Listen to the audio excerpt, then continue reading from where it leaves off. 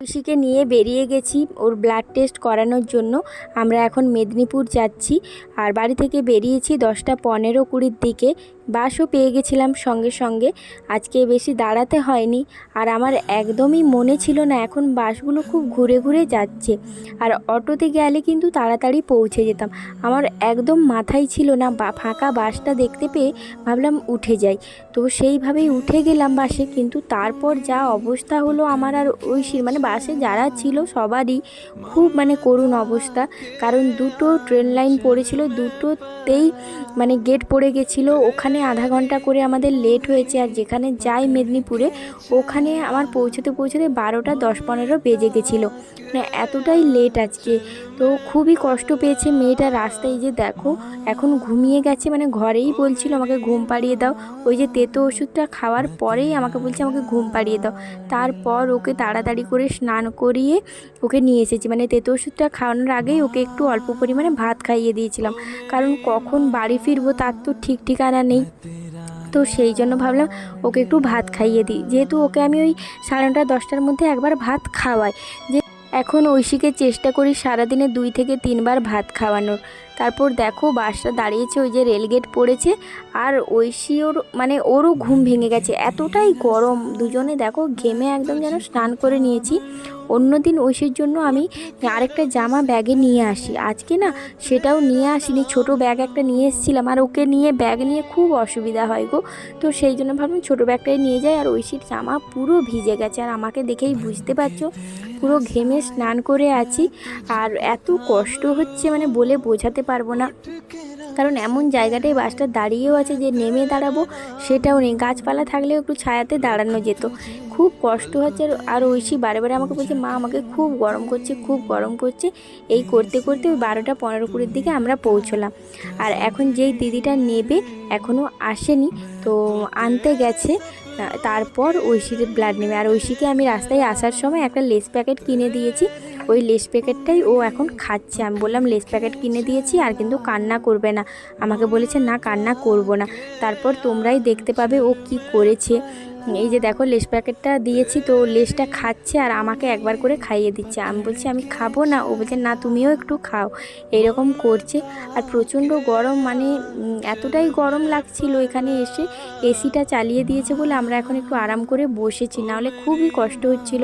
আজকে এরকম কষ্ট না এতবার আসছি কিন্তু কোনো দিন হয়নি। আর এখন দেখো ঐশী আমাকে লেস খাইয়ে আবার আদর করে দিচ্ছে। আমাকে বলছে তুমিও একটা খাও না, খাও, এইরকম করে বলছে জানো তো।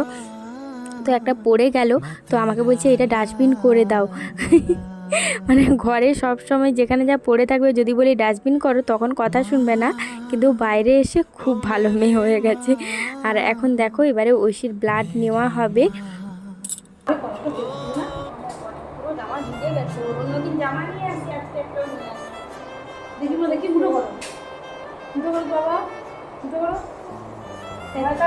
এমনি করছো তুমি, যেমন ভুসুম করো আমাকে, ভুসুম ভুসুম।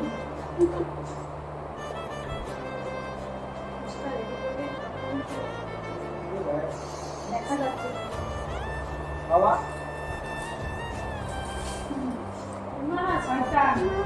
মা, তুমি আমার মা না, বুঝবেন না? আমি আরো লেস কিনে দেবো, একটা খাইছি পরে কিন্তু বলবে না।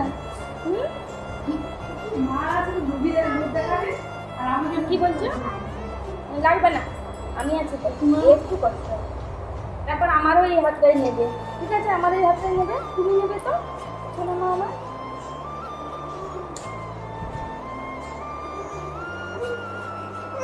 না না না আবার গুগল না নড়লেই দুবার করবে, একবারে যেন হয়ে যায়।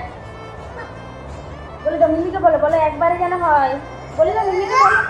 হয়ে গেছে হয়ে গেছে হয়ে গেছে হয়ে গেছে শোনা।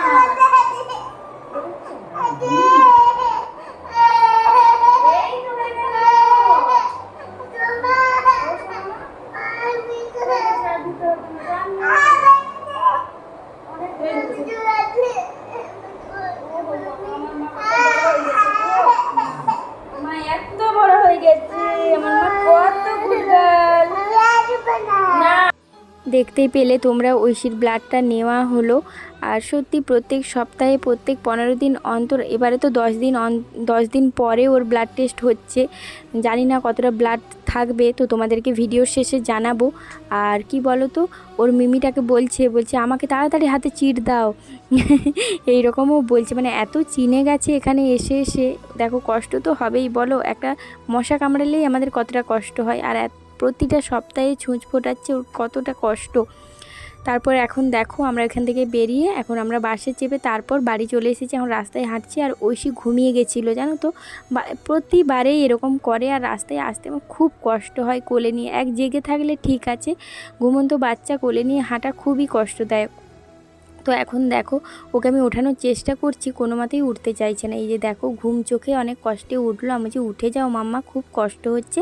এই যে দেখো উঠেছে। তারপর আমাকে বলছে আমাকে একটু মাজা দেবে বাড়ি গেলে। আমি বলছি বাড়িতে তো নেই, চলো ওই সামনে একটা দোকান আছে, যদি পাই তোমাকে কিনে দেবো। বললো ঠিক আছে। বলছে স্প্রাইট কিনে দেবে? আমি বললাম না, ছোটো বাচ্চাকে স্প্রাইট দিতে নেই, কারণ ঐশীর লিভার যেহেতু সমস্যা, অ্যালকোহল টাইপের জিনিস কিছু খাওয়ানো চলবে না। তো সেই জন্য ওকে একটা ম্যাঙ্গো ফুটি আমি কিনে দিয়েছি, তোমরা দেখতেই পাবে। আর তোমাদেরকে জানাই যে মানে ওর ব্লাড রিপোর্টটা এসেছিলো ওই 4টা-5টার দিকে এসেছিলো। তো সেই জন্য ভিডিওটা যেহেতু সন্ধেবেলায় আমি ভয়েস দিচ্ছি, ওর ব্লাড আছে 7.5। তো ওই কারণে ওকে কালকে আমরা ব্লাড দিয়ে দেব। তো চলো আজকের মতো টাটা।